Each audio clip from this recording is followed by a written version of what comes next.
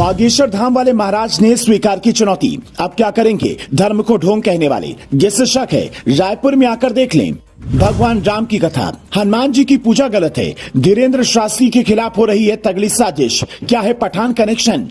गरीब माँ ने दूध बेचकर पाला, पिता ने कथा सिखाई, महाराज ने सिद्धि पाई। हर बार सनातनियों से ही क्यों ली जाती है परीक्षा?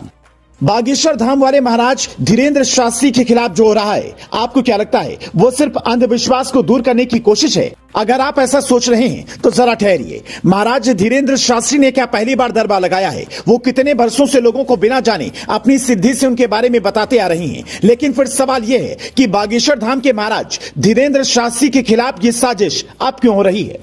ज्यादा सोचने की जरूरत नहीं है, थोड़ा पीछे चलिए। जब पठान फिल्म का बेशर्म रंग गाना आया तो धीरेन्द्र शास्त्री ने उसका जोरदार विरोध किया और भगवा रंग को लेकर अपना विरोध दर्ज कराया। उसके बाद वो नागपुर में कथा के लिए जाती हैं और अचानक एक संस्था आकर कहती है कि धीरेन्द्र शास्त्री अपनी शक्ति की परीक्षा दे, सिद्धि को सिद्ध करे, भक्ति साबित करे। आपसे भी कोई ये सवाल करे तो पलटवार उससे कुछ सवाल आप भी पूछ लीजिएगा।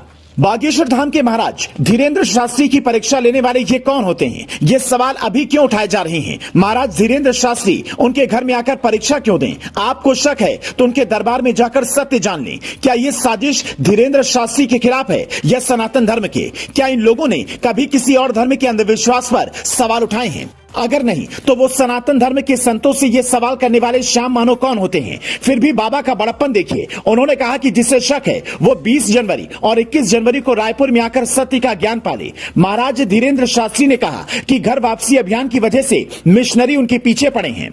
जिसको सच देखना है वो रायपुर के दरबार में आकर देख ले। अंधश्रद्धा मूलन के संस्थापक श्यामा मानव ने नागपुर में महाराज धीरेन्द्र शास्त्री को चुनौती दी थी कि वो उन्हें चमत्कार दिखाएं। अगर सही साबित हुए तो वो 30 लाख रुपए बाबा को देंगे। इसके जवाब में धीरेन्द्र शास्त्री ने कहा कि जब हम नागपुर में मौजूद थे तब क्या उनके बाप मर गए थे या हाथों में चूड़ियां पहन रखी थी? जब हाथी चलता है तो कुत्ते भौंकते ही हैं। हिंदुओं में एकता नहीं होने के कारण बाकी लोग लाभ उठाते हैं, पर अब बदलाव आ रहा है, हिंदू जाग रहा है।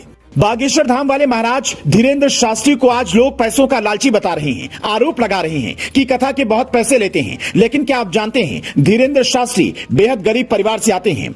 पंडित धीरेन्द्र शास्त्री की माता दूध बेचकर अपना परिवार चलाती थी। उनके पिता पुरोहित थे। बचपन से ही धीरेन्द्र शास्त्री कथा करने लगे थे और आसपास के इलाकों में ख्याति होने लगी थी। एक वक्त ऐसा आया कि महाराज धीरेन्द्र शास्त्री के चाचा आदि ने उनके पिता की पुरोहित गिरी को बांट लिया, जिसके बाद परिवार पर आर्थिक संकट आ गया। तब तक धीरेन्द्र शास्त्री अपने गाँव में कथा करने लगे थे और 2009 में पहली बार उन्होंने पास के गाँव में जाकर भागवत कथा की। उसके बाद काफी दिन बाद बागेश्वर धाम की स्थापना हुई। पंडित धीरेन्द्र शास्त्री ने अपने धार्मिक ज्ञान, शक्तियों और कथा की शैली से लोगों को जोड़ना शुरू किया तो भक्त जुड़ने लगे और आज की तारीख में उनके करोड़ों भक्त हैं। लेकिन कुछ लोग उनसे शक्तियों का प्रमाण मांग रहे हैं, भक्ति का सबूत मांग रहे हैं, सिद्धि को उनके सामने सिद्ध करने की चुनौती दे रहे हैं। गजब है। Bureau report,